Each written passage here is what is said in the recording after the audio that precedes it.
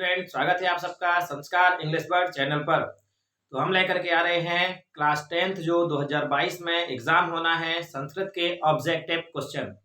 तो कुछ क्वेश्चन लेकर के यहाँ पर सॉल्यूशन करते हैं जो कि संधि से रिलेटेड है। तो देखते हैं, पहला जो क्वेश्चन है यहाँ पर कह रहा है महेंद्र इत्यस्मिन् पदे संधि अस्ति। हमें ये चेक करना है कि महेंद्र जो शब्द लिखा है इसमें कौन सी संधि है। तो सबसे पहले आपको बता दें, आप उस शब्द से पहले जाना है दूसरे नंबर पे। समझना, यहाँ पर दूसरे नंबर पे यदि बड़ा आ या बड़ी ई या बड़ा उ, याद रखना, दूसरे नंबर पे यदि बड़ा आ या बड़ी ई या बड़ा उ की मात्रा दिखाई दे रही है तो ये जो संधि होगी ये होगी दीर्घ। क्लियर। उसके बाद यदि दूसरे नंबर पे ए की मात्रा और या फिर ओ की मात्रा आ रही है, कहे की मात्रा, ए की मात्रा और ओ की मात्रा आ रही है, तो ये कौन सी संधि होगी? गुणस्वर संधि। इसके बाद आपको गौर करना है, यदि दूसरे नंबर पे आय की मात्रा और या फिर औ की मात्रा आ रही है तो होगी वृद्धि संधि। फिर चौथे नंबर पे आता है यदि उच्चारण करने पर आए, आय, आओ और आओ, यदि उच्चारण करने पर ये चारों में से कोई भी आ रहा है तो वहां पर होगी हमारी अयादि संधि। ठीक है। फिर उसके बाद तो अभी हमारे पास केवल 4 ही ऑप्शन है, तो देखते हैं। पहला है दीर्घ संधि। दीर्घ संधि का नियम क्या कहता है? दूसरे नंबर पे क्या होना चाहिए? बड़ा आ की मात्रा या फिर बड़ी ई की मात्रा या बड़ा ऊ की मात्रा। चलिए, तो हमने शब्द पे देखा, यहाँ पर दूसरे नंबर पे लिखा है हा, और हा में ये मात्रा काहे की लगी है? ए की मात्रा लगी है। तो ए की मात्रा किसमें होती है? तो ए की मात्रा यानी गुणस्वर संधि में। तो इसका राइट आंसर क्या हो जाएगा? गुणस्वर संधि। क्लियर हुआ। चलिए, नेक्स्ट वाला जो क्वेश्चन है दूसरा, यहां पर देखते हैं। ये कह रहा है निस धन छलः इत्यस्य संधि अस्ति। निस धन छलः को मिलाकर के जो संधि वाला शब्द बनता है वो कौन सा है? ठीक है। तो निस धन छलः ये वाला, या निश्छला या निश्छला या निश्छला।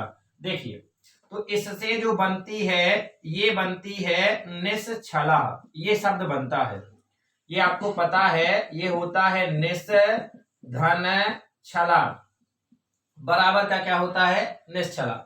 अगर इसमें संधि की बात करें तो इसमें संधि कौन है? तो इसमें संधि है व्यंजन।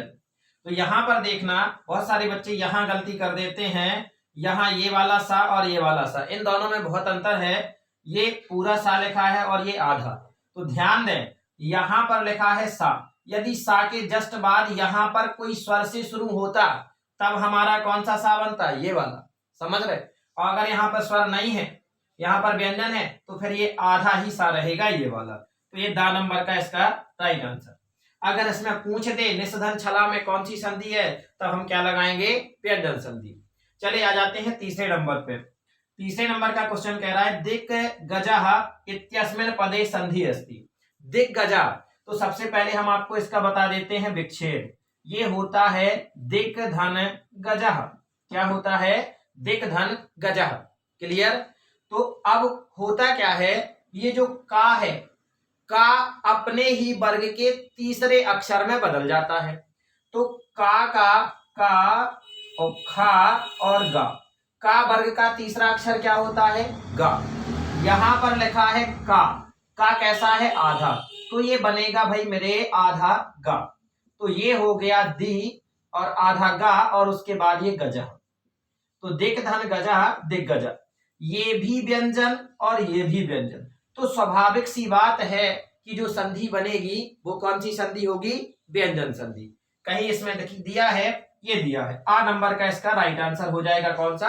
व्यंजन संधि। अगर इसके विच्छेद की बात करी जाए कि इसका विच्छेद क्या होगा, तो इसका विच्छेद होगा दिक धन गजः। क्लियर हुआ। चलते हैं अपने चौथे नंबर के क्वेश्चन पे। चौथा नंबर जो क्वेश्चन है इसमें कहा जा रहा है विसर्ग संधि अस्ति। इन सब में हमें बताना है, इन 4 में से कोई एक ऐसा अक्षर है जिसमें विसर्ग संधि है। तो आपको बता दें, क्लास 10th में ये 2 शब्द ऐसे हैं जिनमें बच्चों को रट ही लेना चाहिए कि इनमें कौन सी संधि है, विसर्ग संधि। वो हम बताए दे रहे हैं दो शब्द, एक तो हो गया ये नमस्ते, ठीक है, और दूसरा हो गया अपना मनोरथा। याद रखें लड़कों, ये दो शब्द बिल्कुल रट्टा मान लीजिए, नमस्ते और मनोरथ। नमस्ते में कौन सी संधि है, विसर्ग है, और मनोरथा या मनोरथ भी लिखें तो इसमें कौन सी संधि है भैया, विसर्ग संधि। क्लियर है? अच्छा, याद ना रहे आप लोगों को तो समझिए, जैसे अब बच्चे सभी क्लास में आते हैं तो बोलते हैं सर नमस्ते, ठीक है, तो आपको ऐसे में याद रहेगा कि अब आपको देखो मैं बता रहा हूं कैसे करना है। मनोरथ नाम का कोई लड़का है और उसने आकर के सर जी से बोला विसर्ग संधि, समझ रहे? मनोरथ और नमस्ते ये क्या हो गया, विसर्ग संधि। बिल्कुल दोनों याद हो जाना चाहिए। चलो देखते हैं, तो अगर इसमें दोनों में से कोई शब्द मिलता है तो हम तक मतलब क्या कर देना, लगा देना भाई। यहां पर देखो राजेशा। अच्छा, राजेशा जो है इसका जो संधि विच्छेद होता है ये होता है राजधन ईसा, बराबर का बनता है राजेशा। और यहाँ दूसरे नंबर एक ही मात्रा है लड़कों, तो एक ही मात्रा है, यानी इसमें कौन सी संधि होगी, इसमें संधि होगी गुण। अब आ जाते हैं नमस्ते, और ये लिखा है नमस्ते, तो परेशान होना नहीं है, आंसर तो यही है नमस्ते। और इसका विच्छेद हम बता दे रहे हैं, तो इसका विच्छेद होता है नमः धन ते। नमः धन ते बराबर होता है नमस्ते, ये आंसर हमारा हो गया। चलिए, ये जो है पवना है, तो इसको उच्चारण करने पर आ रहा है औ, पव नह, औ आ रहा है कि नहीं आ रहा है, और इसमें औ आ रहा है, तो इसमें संधि कौन सी होगी, तो इसमें संधि होगी अयादी। फिर आता है यहाँ पर सदाचारः, तो सदाचारा जो है ये होता है सत प्लस आचारः। क्या होता है, सत प्लस आचारा। इसमें संधि कौन सी है, तो सदाचारा में संधि है व्यंजन संधि। कोई दिक्कत? चलिए, तो ये आपको पता चल गया। इसका राइट आंसर क्या है भैया, नमस्ते। क्वेश्चन नंबर 5वां, क्वेश्चन नंबर 5वां है, इसमें कह रहा है तल्लीनः इत्यस्मिन् पदे संधि अस्ति। तल्लीनः में कौन सी संधि है, तो पहले आप तल्लीना का विच्छेद देखो। तल्लीना का विच्छेद होता है तत् धन लीनः। क्या होता है, तत् धन लीनः, ठीक है, तो ये हो जाता है तल्लीनः। क्लियर? तो यहाँ व्यंजन और यहाँ व्यंजन, तो आपके दिमाग में बात आ गई कि सर जी व्यंजन संधि है, तो व्यंजन संधि अगर कहीं दिख रही है आपको पहले नंबर पे, ये राइट आंसर हो गया। तो ये क्वेश्चन हमारे 5 हो गए, और 5 नाम के लिए 5 है, और 5 में अपन ने बहुत ज्यादा डिटेल से क्या किया, समझा दिया। नेक्स्ट क्वेश्चन पे चलते हैं, क्वेश्चन नंबर 6। 6वां नंबर क्वेश्चन है विसर्ग संधि उदाहरणम अस्ति। इसमें हमें विसर्ग संधि का उदाहरण बताना है। तो हम आपको पहले बता चुके हैं, दो शब्द तो ऐसे, एक तो मनोरथा और दूसरा क्या है, नमस्ते। पहले तो यही चेक करना है दोनों में से कुछ है क्या, तो देखते हैं। यहां पर सडानना, तच्छीला, प्रत्येका, मनोरथा मिल गया, तो इसका राइट आंसर क्या लगा देना है, मनोरथा। इसका विच्छेद जो है ये क्या है, मनः धन रथा, बराबर का क्या हो गया, मनोरथा। क्लियर? आगे, महाधन औषधि इत्यस्मिन् संधि अस्ति। महाधन औषधि में कौन सी जो संधि बनकर के आती है वो बताना है। तो देखते हैं, यहां गौर करना, यहां महाधन औषधि, ये महोषधि, समझिए भैया, ये बड़ा आ दिख रहा है और यहां पर औ है। बड़ा आ और औ मिलकर के भैया मेरे बनता है औ। ये मैं आपको नियम बता चुका हूं, ठीक है। बड़ा आ और औ मिलकर के क्या बनता है, औ। और अभी थोड़ी देर पहले पढ़ने जब पहला क्वेश्चन लिखा था वहां पर हमने बताया था कि यदि आय हो और या फिर औ हो तो कौन सी संधि होती है, तो ये बता दिया था हमने, कौन सी संधि होती है, वृद्धि। चूंकि इसमें संधि तो पूछा नहीं गया है तो हमने लेकिन फिर भी बता दिया, महाधन औषधि जो बनकर के आएगा उसमें संधि कौन सी है, वृद्धि। तो यहां तो ओ की मात्रा है, ये तो किसी कीमत पर नहीं होने वाला है। आगे, महा औषधि, अरे भैया ये दोनों जोड़ वर दिए गए हैं, इसमें क्या कर दिए गए, केवल शब्द दोनों महा औषधि उठा करके यहां पर लिख दिया और प्लस हटा दिया, ये भी नहीं है। महाधन औषधि, बड़ा आ और औ मिलकर के औ बना, तो हा पे औ की मात्रा लगाए, यही राइट आंसर है इसका। आगे, महेषधि, ये नहीं है। क्लियर हुआ? तो इसका राइट आंसर क्या हो गया, महाधन औषधि बराबर महोषधि, और इसमें संधि अगर आगे पूछ दे कौन सी संधि है तो इसकी संधि कौन सी है, वृद्धि। नेक्स्ट वाले क्वेश्चन पे आ जाते हैं, इसमें है दिगंबरः इत्यस्य संधि विच्छेदः अस्ति। दिगंबरा का जो संधि विच्छेद है ये क्या होता है, तो मैं आपको डायरेक्टली बता दूं, दिक धन अंबरः, ठीक है। जिस तरीके से दिक धन गजह था उसी तरीके से दिक धन अंबरा, ये है दिगंबरा।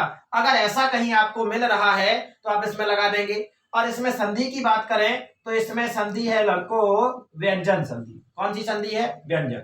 तो देखते हैं दिक धन अंबरा पहला ही मिल गया, तो इसका राइट आंसर हमने क्या लगा दिया? पहला। नेक्स्ट वाले क्वेश्चन पे आ जाते हैं 9वें नंबर पे। 9वें नंबर का जो क्वेश्चन है वो कह रहा है इत्यलम इत्यस्मिन् पदे संधि अस्ति। इत्यलम में कौन सी संधि है? तो समझिए, हमारे पास दिए गए हैं 4 ऑप्शन। एक दिया गया है गुण, एक दिया गया है दीर्घ, एक दिया गया है यण और एक दिया गया है वृद्धि। ये 4 ऑप्शन हमारे पास हैं। इन चारों ऑप्शन में से हमने आपको बताया था कि यदि दूसरे नंबर पे ए की मात्रा और या फिर ओ की मात्रा, तो फिर कौन सी संधि होती है? गुण।